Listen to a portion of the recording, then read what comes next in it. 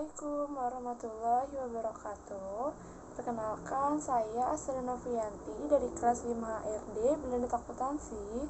Di sini saya akan memaparkan materi mengenai balance scorecard yang mana sebelumnya telah diajarkan oleh dosen penghapus saya, yaitu Bapak M. Hendrian Nyale, SEMAK. Jadi, apa sih pengertian dari balance scorecard itu? Balance scorecard berasal dari dua suku kata, yaitu balance yang artinya berimbang dan scorecard artinya kartu skor. Pada awalnya, balance scorecard atau disingkat BSC ini digunakan untuk memperbaiki sistem pengukuran kinerja eksekutif.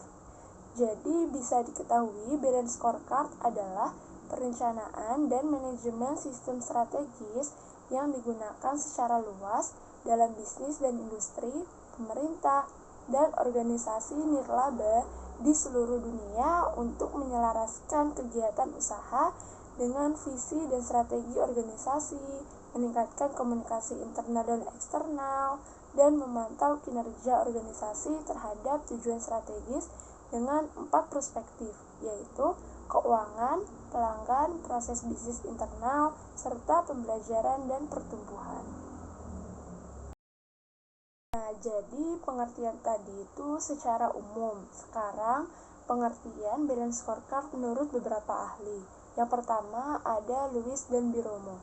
Balance scorecard adalah suatu alat manajemen kinerja yang dapat membantu organisasi untuk menerjemahkan visi dan strategi ke dalam aksi dengan memanfaatkan sekumpulan indikator finansial, non-finansial yang kesemuanya terjalin dalam suatu hubungan sebab akibat.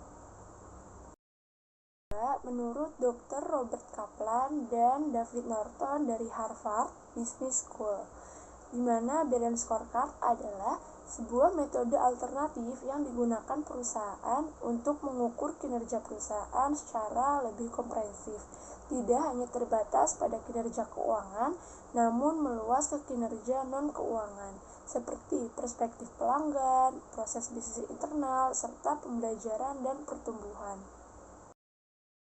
Yang ketiga, ini menurut Tunggal, di mana balance scorecard adalah laporan akuntansi yang di dalamnya terdapat 4 faktor dari perusahaan agar perusahaan itu sukses. Yang pertama adalah kinerja finansial, yang kedua adalah kepuasan pelanggan, yang ketiga adalah proses bisnis internal, dan yang keempat adalah inovasi dan pembelajaran.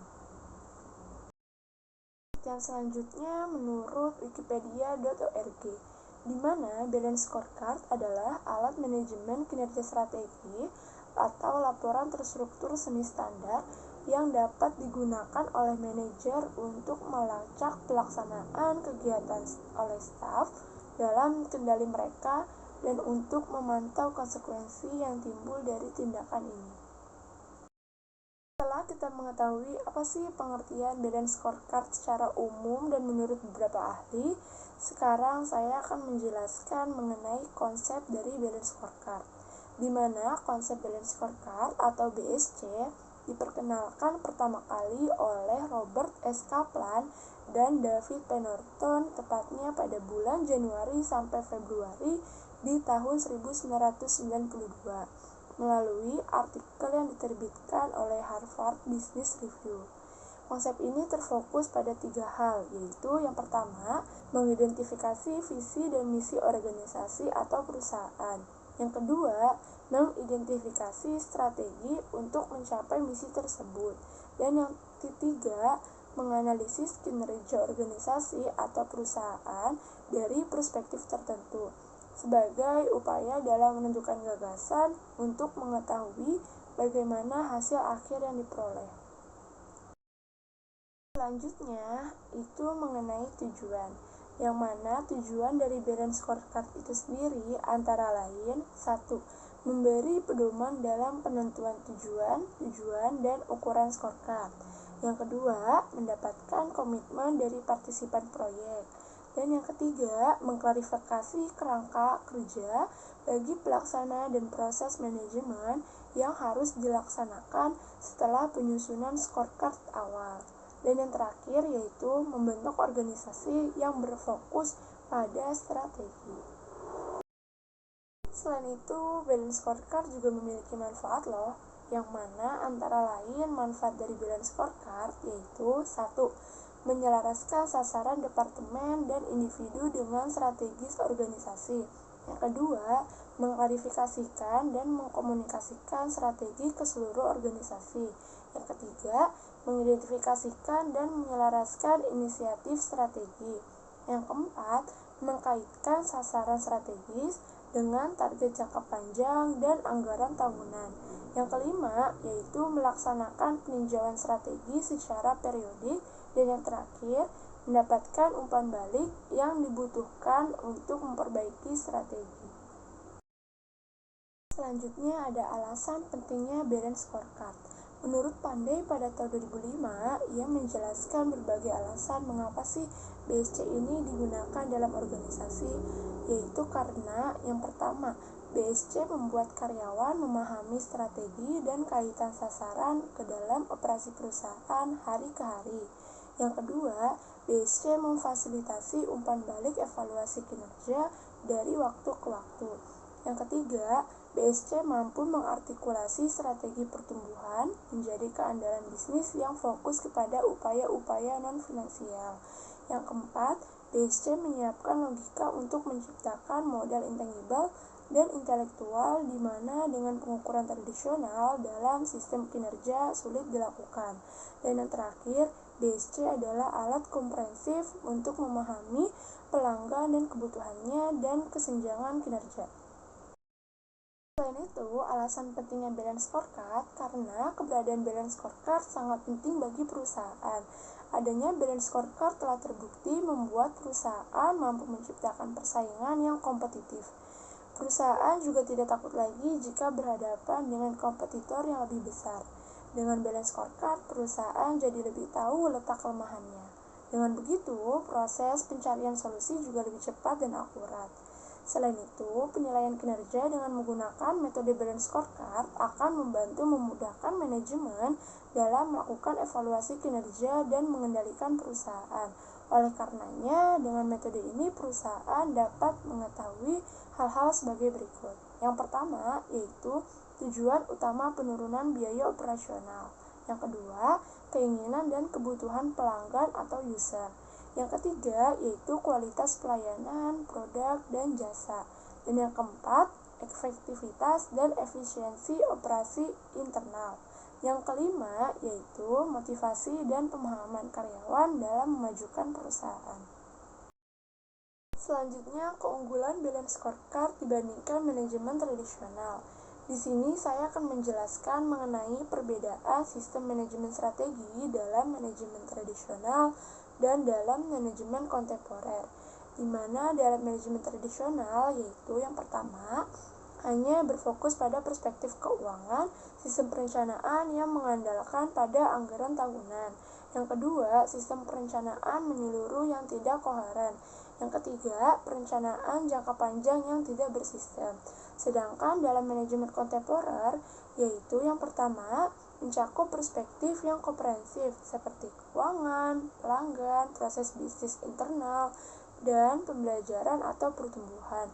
Kedua, ada koheren, yaitu membangun hubungan sebab akibat di antara berbagai sasaran strategis yang dihasilkan dalam perencanaan strategis. Yang ketiga, yaitu terukur, di mana semua sasaran strategis ditentukan ukurannya baik untuk sasaran strategis perspektif keuangan maupun perspektif non-keuangan. Dan yang terakhir, yaitu seimbang, di mana keseimbangan antara strategis yang dihasilkan oleh sistem perencanaan strategis penting untuk menghasilkan kinerja keuangan jangka panjang. Selain keunggulan tadi, balance scorecard juga memiliki kegagalan, yang mana penyebab dari kegagalan balance scorecard menurut Whelan pada tahun 2006, ia menjelaskan antara lain yaitu yang pertama, karena komunikasi yang sulit antar staf. Yang kedua, komitmen manajemen operasional lemah. Yang ketiga, gagal menerima umpan balik dan mekanismenya. Yang keempat, basis perencanaan dan formulasi strategi tidak valid. Yang kelima, perencanaan fungsional tidak konsisten. Dan yang terakhir, penilaian sumber daya tidak konsisten. Selanjutnya, langkah penerapan dari balance scorecard. Langkah pertama yaitu menentukan strategi, di mana BSC membuat suatu jaringan antara strategi dan operasional. Langkah kedua yaitu menentukan ukuran strategi, di mana mengembangkan ukuran-ukuran dalam mendukung strategi yang telah diterapkan. Langkah ketiga yaitu menyatukan sistem-sistem dalam ukuran manajemen, di mana BSC harus disatukan dengan struktur formal dan informal organisasi. Dan yang terakhir yaitu menelaah ukuran dan hasil. Di mana balance scorecard berjalan, maka secara konsisten harus ditelaah oleh manajemen puncak. Selanjutnya, setelah kita mengetahui apa itu pengertian, tujuan, manfaat, konsep, dan yang lainnya dari balance scorecard, ternyata balance scorecard juga memiliki perspektif, yang mana ada 4 perspektif dari balance scorecard, yaitu yang pertama ada finance atau keuangan, yang kedua ada proses atau proses, yang ketiga ada learning and grow atau pembelajaran dan pertumbuhan, yang keempat ada customer atau pelanggan. Perspektif yang pertama membahas mengenai keuangan. Perspektif keuangan atau financial perspektif erat kaitannya dengan pemasukan dan pengeluaran perusahaan. Dengan kata lain, perusahaan harus mampu mengelola keuangan dengan baik agar keuangannya terus stabil.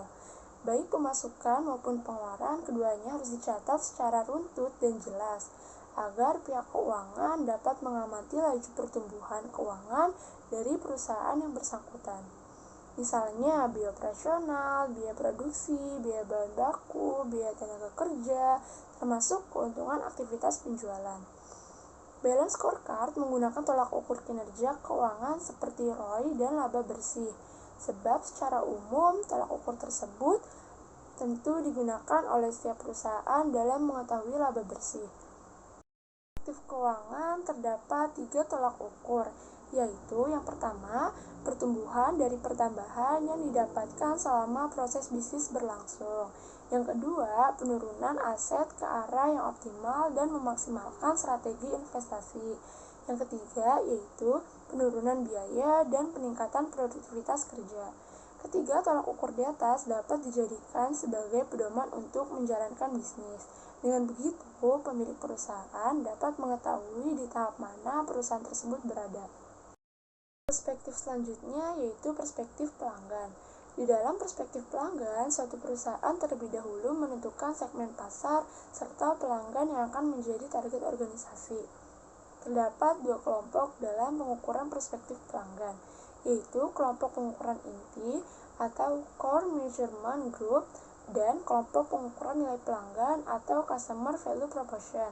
Kunci dari perspektif pelanggan ini yaitu kepuasan, retensi, akuisisi, nilai manfaat, dan market share konsumen. Kelompok pengukuran inti atau Core Measurement Group terdiri dari 1. Pangsa pasar, 2. Tingkat perolehan pelanggan baru, 3. Kemampuan perusahaan mempertahankan para pelanggan lama, 4. Tingkat kepuasan pelanggan, dan yang kelima yaitu tingkat profitabilitas pelanggan. Sedangkan kelompok pengukuran nilai pelanggan atau Customer Value Proposition terdiri dari 1. Atribut produk atau jasa, 2. Hubungan dengan pelanggan, dan yang ketiga yaitu citra dan reputasi.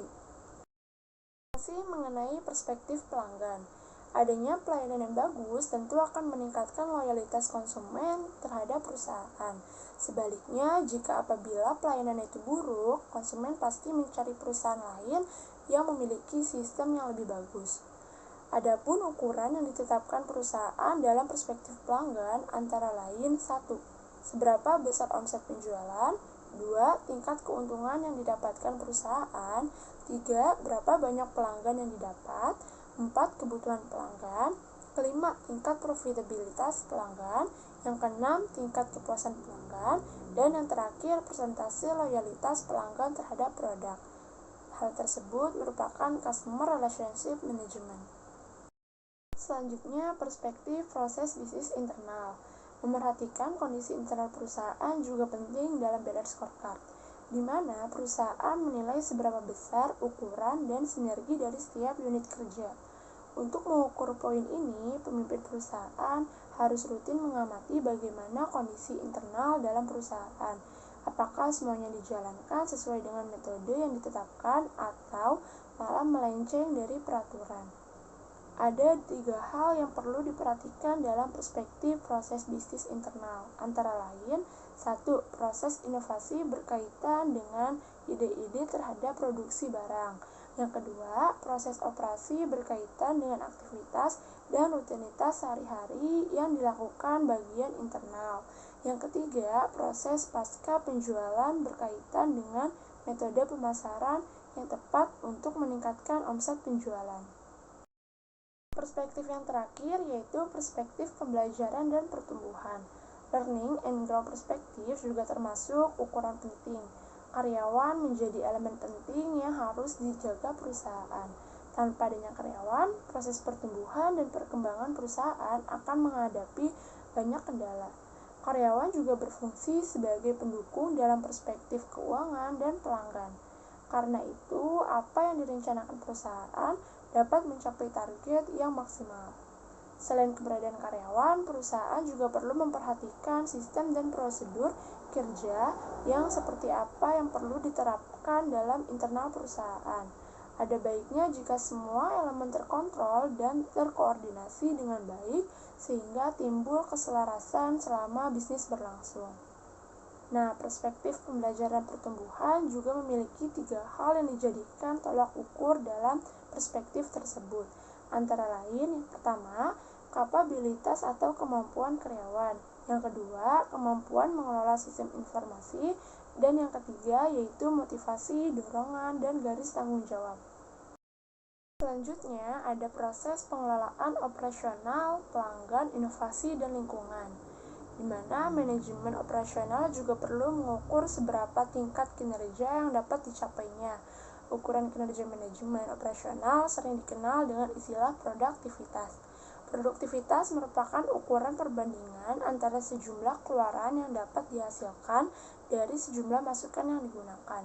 Peningkatan produktivitas dapat dilakukan dengan memperhatikan 3 variabel utamanya, yaitu karyawan, modal, dan manajemen. Perbaikan dalam kontribusi karyawan pada peningkatan produktivitas merupakan hasil dari peningkatan kesehatan karyawan, pendidikan, dan pengetahuan karyawan, serta dukungan lingkungan sosial seperti transportasi dan sanitasi. Sementara itu, peningkatan produktivitas sebagai hasil peningkatan modal adalah peningkatan kualitas peralatan atau mesin-mesin yang digunakan. Sementara itu, perbaikan manajemen dapat meningkatkan produktivitas dengan bertanggung jawab dalam menjamin penggunaan modal dan tenaga kerja secara efektif. Semakin efektif dalam penggunaan modal, karyawan, dan manajemen, produktivitas akan semakin meningkat.